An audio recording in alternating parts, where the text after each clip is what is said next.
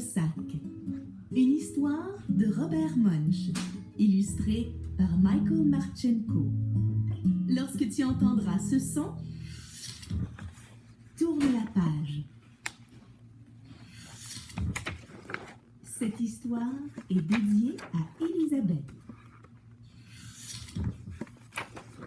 Elisabeth était une magnifique princesse. Elle vivait dans un château et elle portait des robes de princesse qui coûtaient très cher. Elle allait épouser un prince qui s'appelait Alphonse.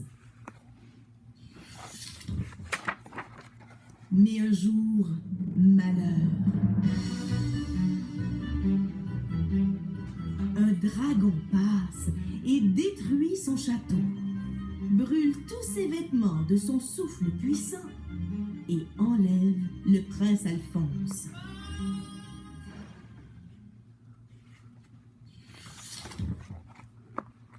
Elisabeth part aussitôt à la poursuite du dragon pour ramener Alphonse. Elle cherche désespérément de quoi se vêtir, mais tout a brûlé. La seule chose épargnée par le feu, c'est un sac de papier. Alors, elle enfile le sac et suit les traces du dragon. Très facile à suivre, ce dragon. Il a laissé derrière lui un sillage d'arbres calcinés et d'ossements de chevaux. Elisabeth arrive enfin devant la porte d'une caverne. Sur la porte, un énorme heurtoir. Elle frappe. Le dragon sort le museau. C'est une princesse que voilà, dit-il. J'aimerais bien manger une princesse, mais j'ai déjà avalé un château entier. Je suis un dragon très occupé. Revenez demain. Il referme vivement la porte, au risque d'y coincer le nez d'Elisabeth. Elisabeth empoigne le heurtoir et frappe à la porte encore une fois. Le dragon montre le museau. Allez-vous-en, dit-il. J'adore croquer les princesses, mais j'ai déjà avalé un château entier. Je suis un dragon très occupé. Revenez demain. Un instant, crie Elisabeth. Est-il vrai que de tous les dragons du monde, vous êtes le plus intelligent et le plus féroce? Oui, répond le dragon. Est-ce vrai que vous pouvez brûler 10 forêts d'un seul coup de votre souffle brûlant? bien sûr, dit le dragon. Il prend une gigantesque inspiration et souffle tant de feu qu'il brûle 50 forêts d'un coup.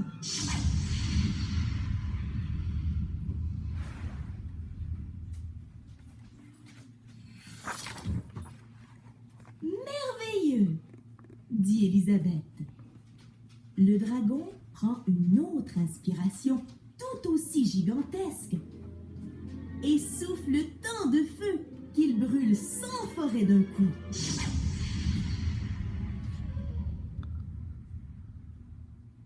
Extraordinaire, dit Elisabeth. Le dragon inspire encore majestueusement. Mais il ne sort même pas assez de feu de sa gueule pour faire cuire une petite côtelette.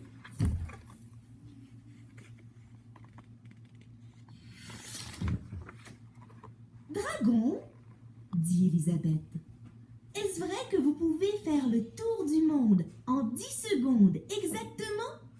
eh bien oui, répond le dragon. Il bondit dans les airs et fait le tour du monde en 10 secondes exactement.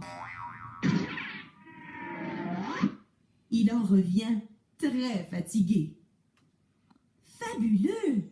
Faites-le encore une fois, crie Elisabeth. Le dragon bondit de nouveau dans les airs et fait le tour du monde en 20 secondes.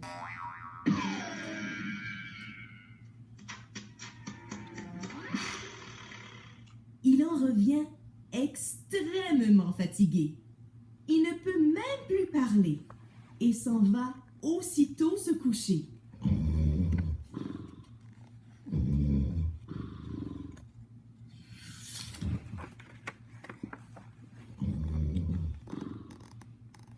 Dragon, murmure doucement Elisabeth. Le dragon ne bouge pas d'un poil. Elle soulève l'oreille du dragon et glisse sa tête à l'intérieur. « Dragon !» crie-t-elle aussi fort qu'elle le peut. Le dragon est tellement épuisé qu'il ne remue même pas le bout de la queue.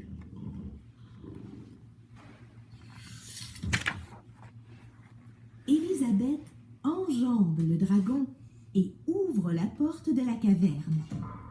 Le prince Alphonse est devant elle. « Elisabeth, dit-il en la dévisageant, tu es affreuse. Tu sens le feu, tu as les cheveux comme une vieille crinière et tu as un sac de papier sur le dos. Tu reviendras quand tu auras l'air d'une princesse. » Alphonse, fait Elisabeth, tu as de bien beaux vêtements et des cheveux bien coiffés. Tu as l'air d'un vrai prince, mais tu n'es qu'un bon à rien. Et ils ne se sont jamais mariés.